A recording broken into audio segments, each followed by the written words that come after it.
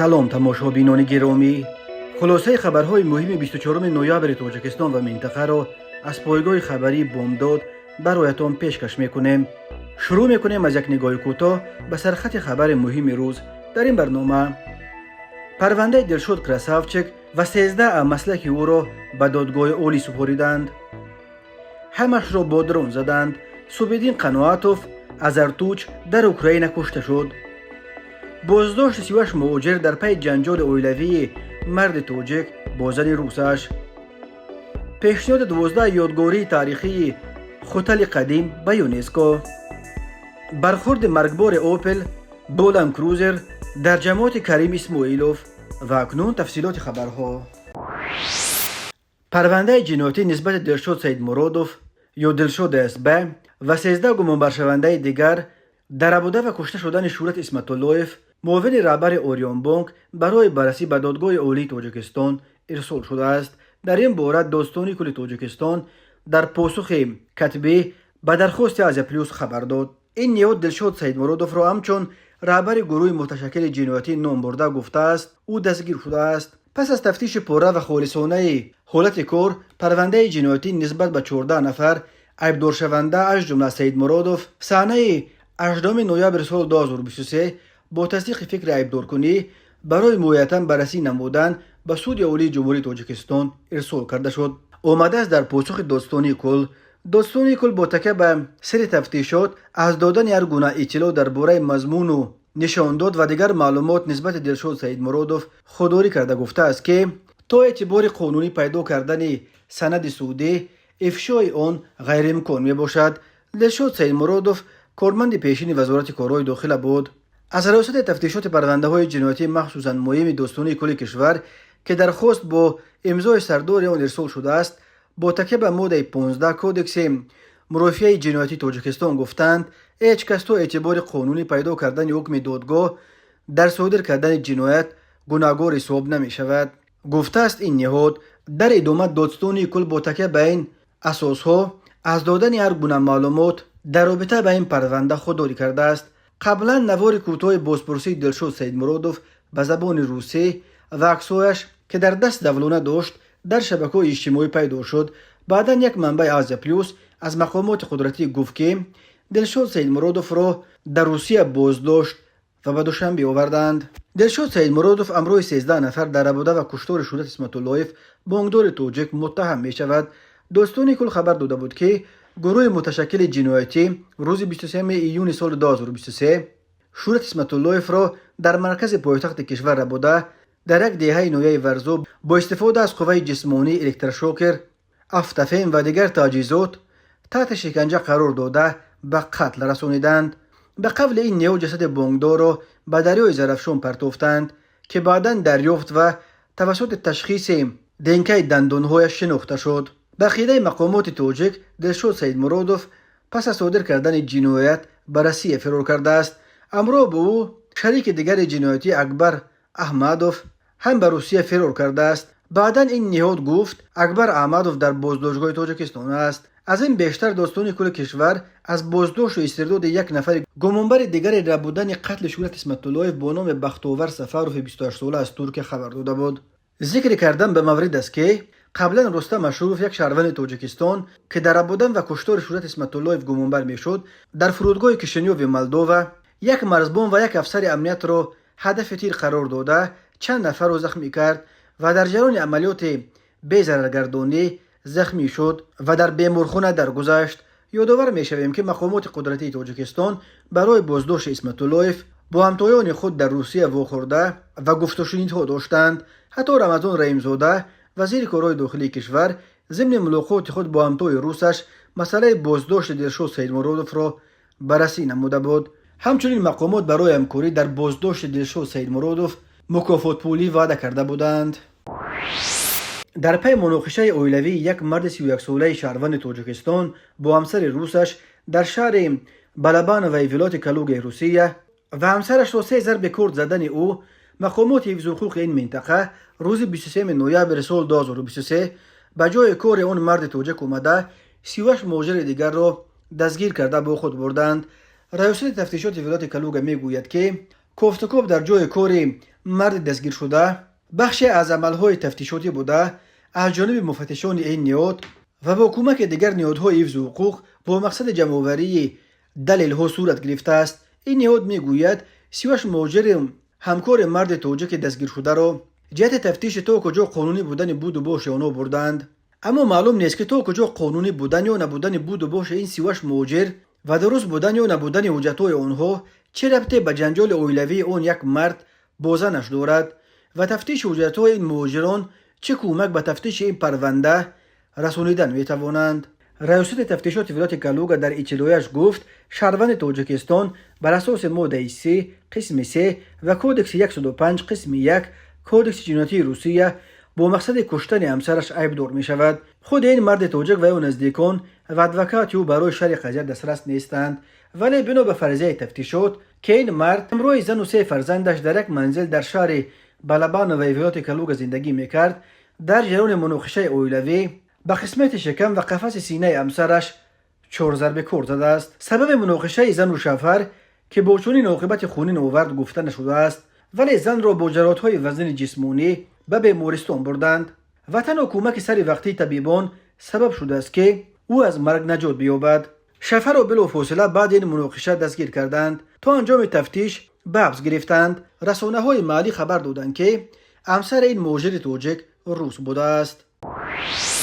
صبح 24 نوامبر سال 2023 جسد سوپیدین قنواتوف ساکن 42 ساله دهه ارتوش پنجکند را که در اوکراین کشته شد به وطن آوردند.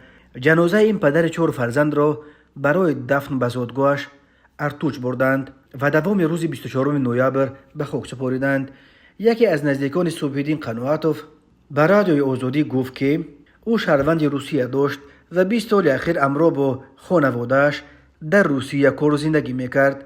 سوپیدین قنواتوف پدر 4 فرزند بود و زمانی به روسیه رفتن تا زمان جلب شدنش به جنگ ضد اوکراین در روسیه باعث سنتکنیک کار میکرده است. به گفته نزدیکانش سوپیدین قنواتوف یک گروه رزویچک‌های عبارت از 28 نفر را رهبری میکرد.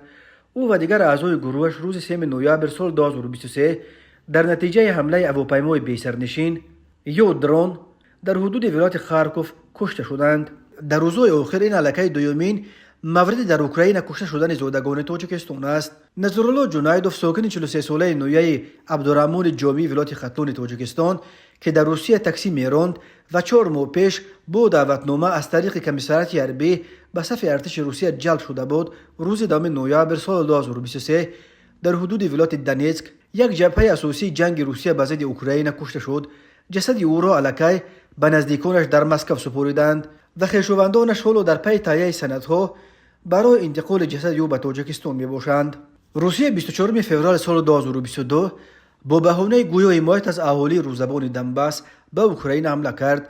طی 21 ماه گذشته از آغاز این جنگ که مقامات روسیه آن را همچنان سرسختانه نه جنگ بلکه عملیات حربی مخصوص نام میبرند، از هر دو طرف 10,000 نفر کشته شده، تقریبا 5 میلیون آدم زخمی شدند. در بین کشته شدگان 10 تن از زادگان تاجیکستان نیز است که از طرف روسیه می جنگند. برخی آنها تاجیک‌هایند که در صف قوه‌های مسلح روسیه خدمت می‌کردند. برخیش مهاجرانی بودند که در عوض وعده معاش و امتیاز خوب و به آسانی به دست آوردن شهروندی روسیه با وزارت مدافع این کشور قرارداد بسته به جنگ رفتند. در اوکراین تا امروز بیش از 30 محبوس تاجیک کشته شدند. این محبوسان با وعده آزادی زودتر از محبس با شبکه واگنر و یا وزارت مدافع روسیه قرارداد امضا کرده به جنگ ضد اوکراین رفته بودند. تماشابینان عزیز، یادآور می‌شویم خلاصه مهمترین اخبار تاجیکستان را از پایگاه خبری بامداد تماشا دارید. برنامه را ادامه می‌دهیم. شعبه حفظ و استفاده میراث تاریخی و فرهنگی وزارت فرهنگ تاجیکستان خبر داد که 12 یادگاری تاریخی واقع در ولایت ختلون را در نامیناسیون مشترک تحت عنوان هتل قدیم برای بررسی به یونسکو اداره علم و فرهنگ سازمان ملل متحد پیشنهاد کردند. بنا به اطلاع رسمی اخیراً سردار این شعبه میرزا شریف عبدالسلاموف با کارشناسان بین المللی مسائل مربوط به تکمیل پرونده های نامیناسیون هتل قدیم در شکل آنلاینی بررسی کرده است. در واخوری مذکور روند ارزیابی ادامه کارهای نامیناسیونی، مکمل سازی آنها، سرتیفیکات کنونی ابیکت‌های سلسله نامیناسی‌های هتل قلیم و مسائل مربوط به آن مورد محاکمه قرار داده شد. بنا به اطلاع نشر شده این 12 یادگاری به یونسکو برای بررسی پیشنهاد شدند. قلعه زول زرد نویه دنغره ولایت ختلان، مقبره مولانا تاج الدین نویه دنغره، شهرک منظر تپه نویه واسه ختلان، شهرستان خلبوق نویه واسه ختلان، مقبره شوان خوتل نویه واسه ختلان، قلعه خلبوق نویه واسه ختلان، شهرک زول زرد نویه فرخار ختلان، شهر تپه نویه فرخار ختلان، کاروانسرای طاهر نویه فرخار ختلان، خشت تپه نویه خوولینگ ختلان، دیر بدویی اجینه تپه نویه وخش ختلان، شهرک خیلورد کافر قلعه نویه جلال الدین بلخی ختلان. در صورت از جانب یونسکو پذیرفته شدن این نامیناسیون ها، یادگاری های هتل قدیم در قدم بعدی به طور رسمی بر روی خط میراث جهانی یونسکو پیشبری می شود.